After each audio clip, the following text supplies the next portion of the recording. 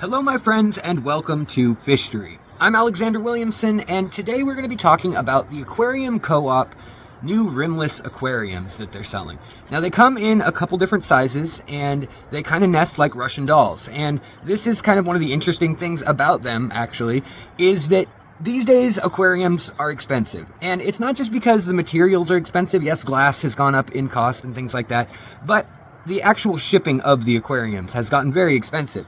So one cool way that companies get around this is they put 4 or 5 of the same thing in different sizes within one another, like nesting Russian dolls.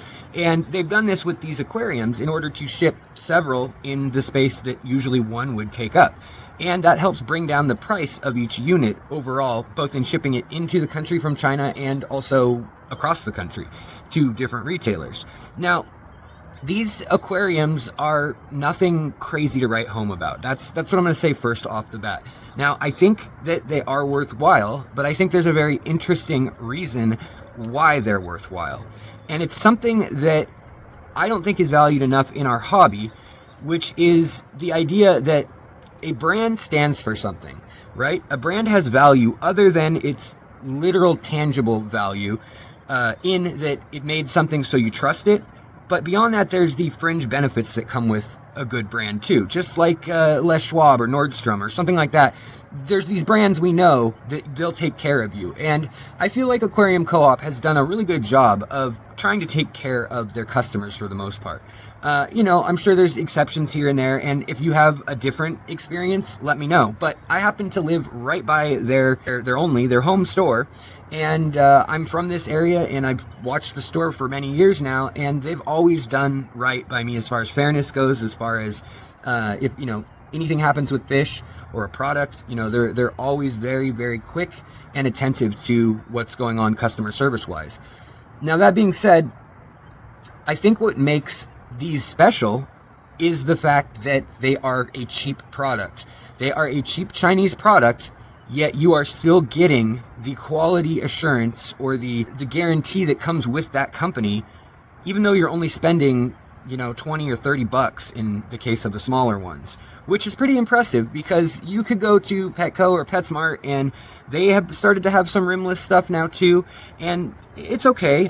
Some of it's all right quality. I have a couple of them, and if you want to just put a betta in one or have it on a desk at work or for a real simple setup or some shrimp or something, then I think it works fine. If you want a centerpiece standalone, really ooh and ah piece that people will come over and look at, I do think there is a difference in the quality of glass between like ADA aquariums, and I'll actually show you guys just the luminosity difference when you look right at the glass itself, as well as just the way that the product looks. So this product does not look like $1 million. It looks like a step above the framed aquariums you get at the $1 per gallon sale, really.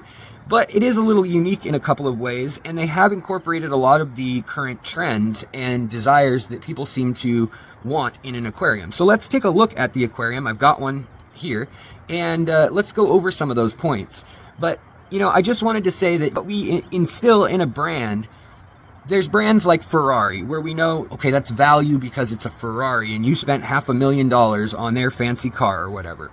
And that is a value that is intangible. That is a status symbol type thing. And that's not at all what I'm talking about here. And actually, it comes into play when we talk about ADA or some of the other tanks, like UNS even. They're not necessarily made out of materials that make them infinitely better or even exponentially better.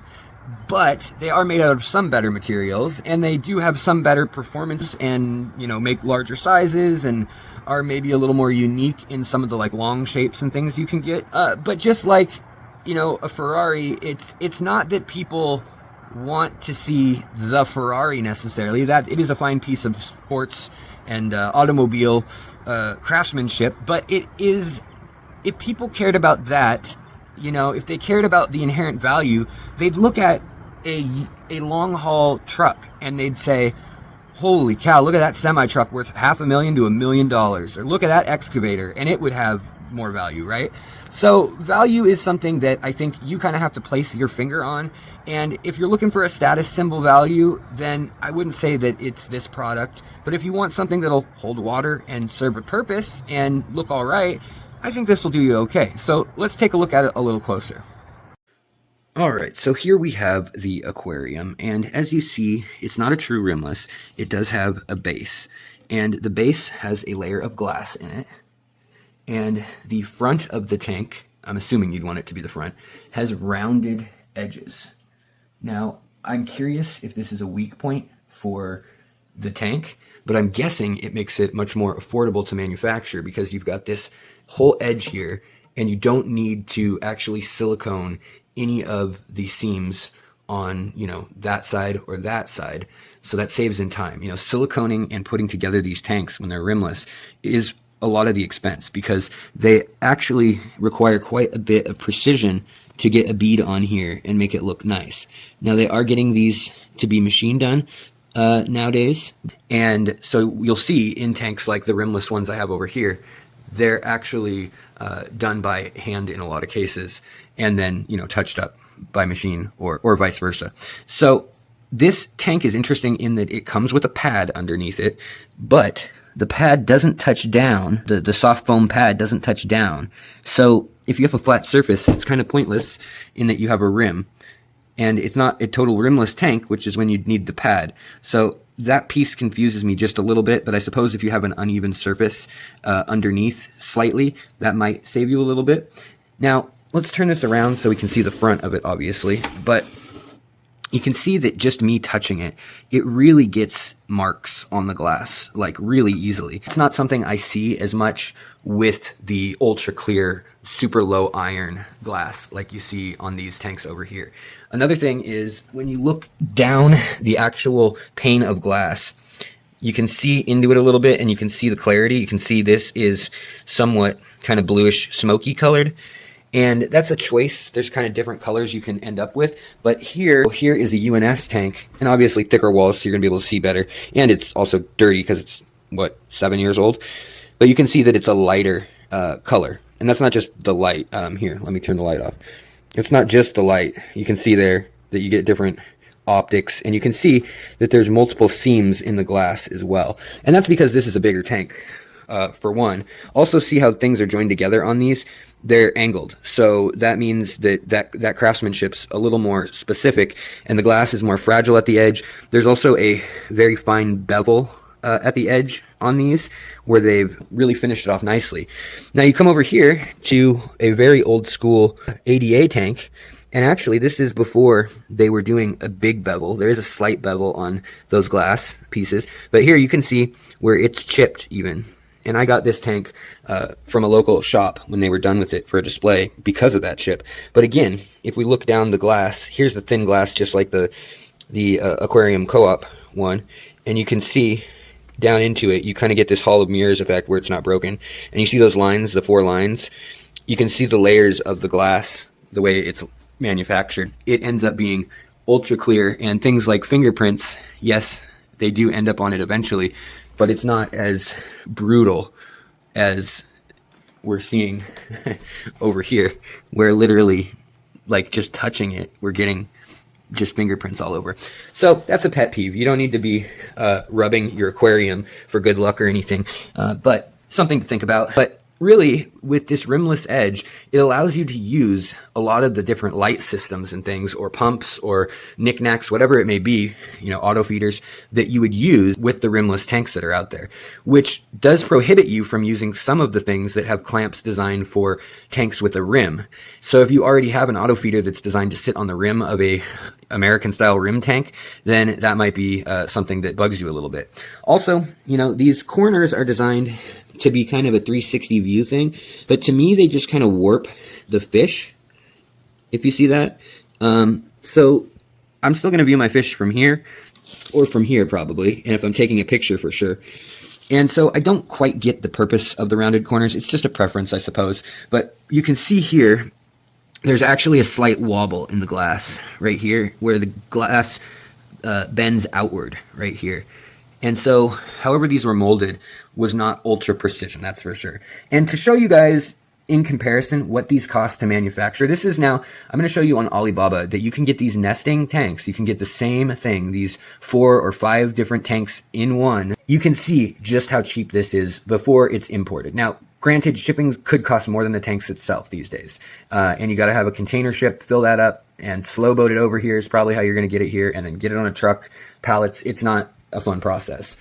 Aquarium Co-op's kind of brand integrity behind all of this, at the end of the day, is the one thing that definitely makes this a cheap tank, but a tank that has way more value than a cheap tank that's just going to break and you're out of luck, which is most cheap tanks. So the other thing is there is a lid for it. It's designed to have a little bit of space to allow for a little bit of evaporation. And these clips go around it, and I'll show you how that looks in just a second. But these clips go around it.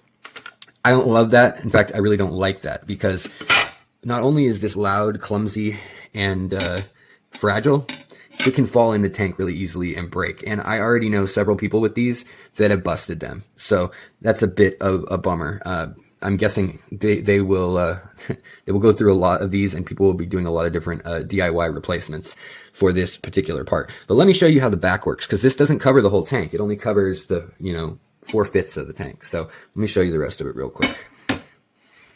All right, so these clips, they sit on the edge, not super snug, but good enough. And then this sits and has some wiggle room or play, unfortunately, which is common even in high-end brands, I should mention.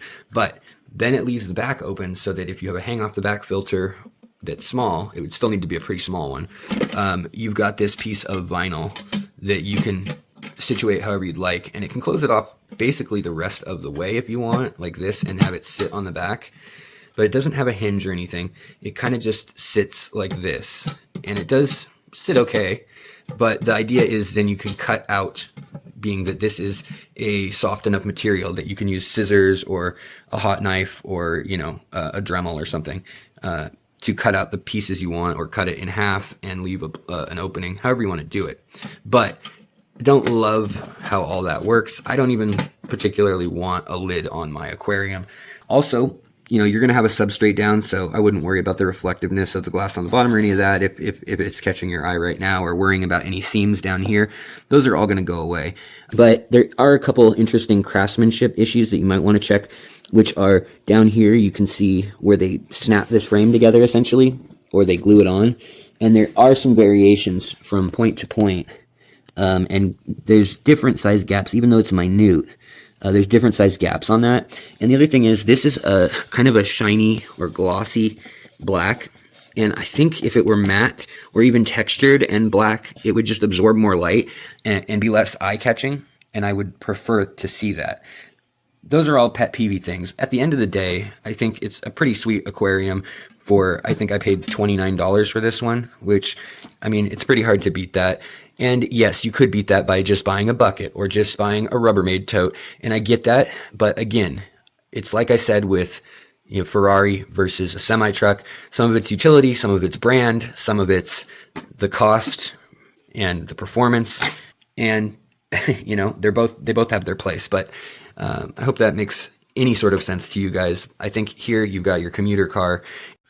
But overall, I think this tank is a pretty good deal for $35 or $29.99 plus tax, whatever it ended up being. Pretty good deal for a little 4.5 gallon. It comes in a number of sizes here, and it does go nicely with the small size products that Aquarium Co-op has brought to the table.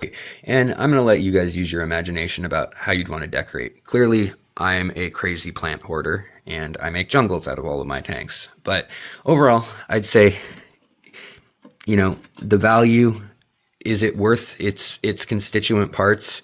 Not really.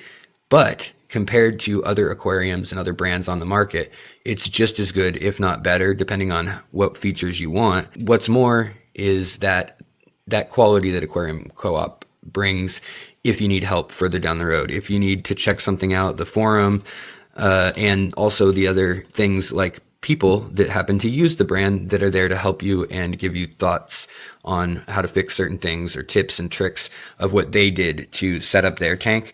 all of that has a value that's much larger than, the simple assemblage of these parts, not to mention, warranties and things like that, and the customer service aspect. Thanks for joining me, you guys. I can't do this channel without you guys, and I need your feedback as always. What do you think? Have you checked out these products? Have you checked out some of the other rimless lines of aquariums and things? Or do you not care about rimless at all? I have a funny story about a gal in the Czech Republic, and all they had there was rimless. And so she wanted a fancy tank like the Americans had with a rim. So she actually glued a plastic rim that did nothing other than look fancy, I guess, onto her aquarium. So it's all about perspective, I guess, and what we want. And so are the kind of things you want to see in YouTube channels. So if this was one of them, I'd love it if you guys would like to subscribe if you're not already. And if you are already subscribed, YouTube has a way of saying, I don't care about that. So I would really appreciate it if you guys maybe watched another video of mine, shared a video of mine. It makes all the difference in the world, as do the memberships. It allows me to do this full time, and I can't thank you guys enough.